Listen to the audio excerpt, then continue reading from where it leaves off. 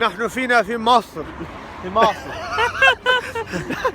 This is my first time visiting Egypt, and initially I expected something different to what I saw. The men were all clean shaven, the women did wear hijab but rarely with a jilbab. I expected it to be more Islamic, but maybe I expected a bit too much. First thing after landing was to munch. I devoured a Mackey's, and then a Hardee's, and then another Mackey's, all in one night. It was my first halal Mackey's in a while, you see. We went to pray Fajr in the mosque, and a local guy told my mate, make sure you don't pray Fajr here again. Apparently it's too risky for young lads to pray Fajr in the masjid, and it attracts attention from the Egyptian intelligence. Not something you'd expect in a Muslim country, but I guess that explains why the men don't act too Islamic, because they don't want to attract the wrong kind of attention. 05. 05? No, he was... My first breakfast in Egypt was met with the recitation of Quran.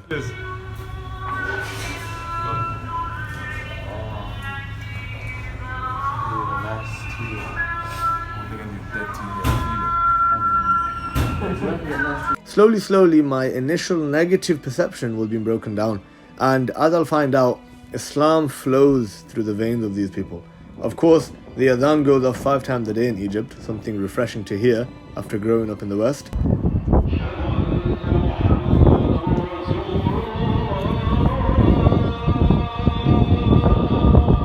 The Citadel of Salahuddeen was next on the list. After liberating Egypt from the Fatimid Shias, Salahuddin reinstalled Sunni rule over Egypt and built a huge fortress at the highest point in Cairo to fight against the Crusaders. Many people take Salahuddin to be the hero of Palestine, but he is also the hero of Egypt. After Hagia gave us a tour and asked each of us for an extra tip, we visited the mosque built after the great Imam Shafi'i. We had to do wudu with a pipe because the toilets were locked, so I thought, I'd become a gardener and water the plants a bit. Leaving the mosque, and some Egyptian Shah Rukh Khan looking geezer starts making small talk with me. How are you? Where are you from? And then out of the blue, what do you think of Sisi? Sisi being the president of Egypt. The guy was so bait that he was undercover, so I played dumb till he left. He ran up the road and jumped into a car that was waiting for him before blowing us all a kiss. It felt like a scene from a Bollywood movie. Obviously, we went to see what all the fuss was about with the pyramids. They are massive, and it does get you thinking, how were they actually built? It also gives you a better appreciation of what Musa alayhi salam came head to head with, but other than all that, it's purely a money making scheme. Driving back, and a random guy is blasting the Quran on some speakers he set up at the side of the road. These people have a deep attachment to the Quran. There's even a place called Quran Hayati, which means Quran is my life. Egypt has produced the most famous Quran reciters in the entire world. If only they were allowed to live by it. Next, we visited the first mosque ever built in Egypt, the Amr bin al-As Masjid, built by the great Sahabi Amr radiallahu anh during the Khilafah of Umar radiallahu anh. After a tour from the Imam himself, he took us to his office and started reciting some powerful ayat from the Quran. يا أيها الذين آمنوا لا ترفعوا أصواتكم فوق صوت النبي. We were also hosted by one of the ustads in Egypt. During conversation, he made the point that there have actually been dodgy sheikhs and muftis giving fatwas that women don't have to wear the jilbab or the abaya. And then it kind of clicked. No wonder the women were dressed as they were. It's not that the people hate Islam, they love Islam, but they are living under heavy oppression and heavy surveillance, and their religion is being twisted by so-called scholars loyal to the government. President Sisi is trying to remove Islam from the hearts of the people, but Islam is the DNA of the Egyptian people. That's basically what my timeline looked like in Egypt. But there are a few more points I need to mention. The only human being whose picture is more popular than the president himself is obviously none other than Muhammad Salah. The guy's on almost every advertisement. The ballers in Egypt aren't too bad either. We managed to get a few minutes for some of the local lads. And please note, the guy in the video getting megged is not me. Hey!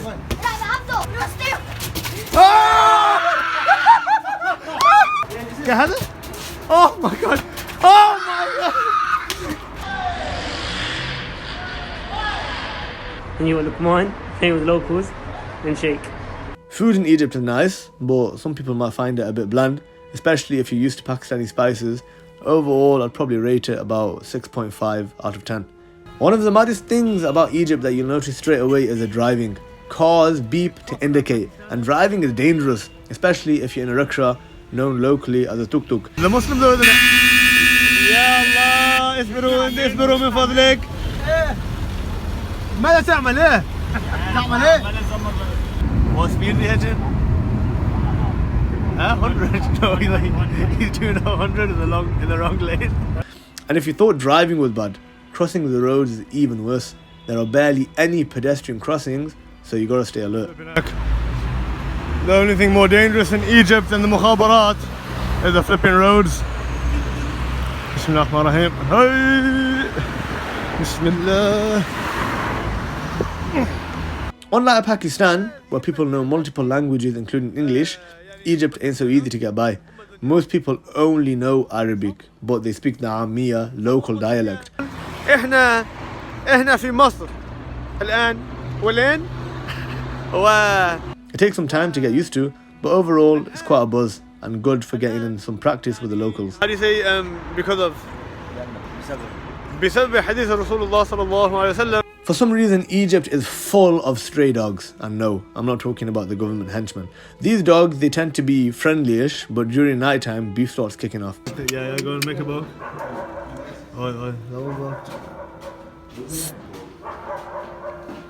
I don't know why, but most Egyptian elevators don't have doors. So if you happen to find yourself in one, keep back and stay safe. Due to political corruption, poverty is rife in Egypt. So be expected for poor people to approach you and take extra cash just to give to the needy. I think that's about it for Egypt, but it just so happened that because my flight was delayed during transit, I got to spend an extra free night in the blessed city of Istanbul. And apart from the blizzard snowstorm, Istanbul was an experience in its own right. I'm now in the final capital of the Khilafah itself. That right there is Hagia Sophia, from where the Khalifa actually ruled from. And this behind me, where the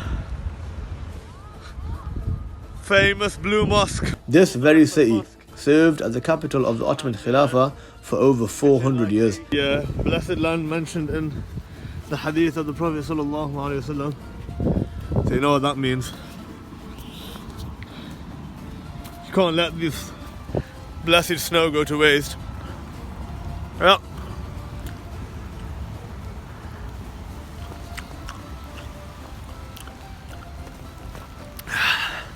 The blessed water.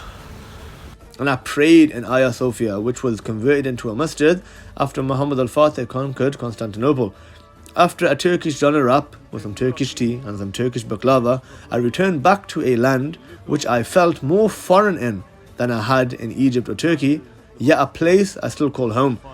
On a final note, I would recommend anyone thinking of visiting the Muslim world to do so. Not only is it a beautiful feeling to be amongst the Ummah, but it's also important to grasp a street-level understanding of the struggles which the Ummah goes through and how to rectify them. Because if there's anything that I sense from my trip, it's that both Egypt and Turkey had the ingredients to be world superpowers, if only the affairs were regulated by Islam.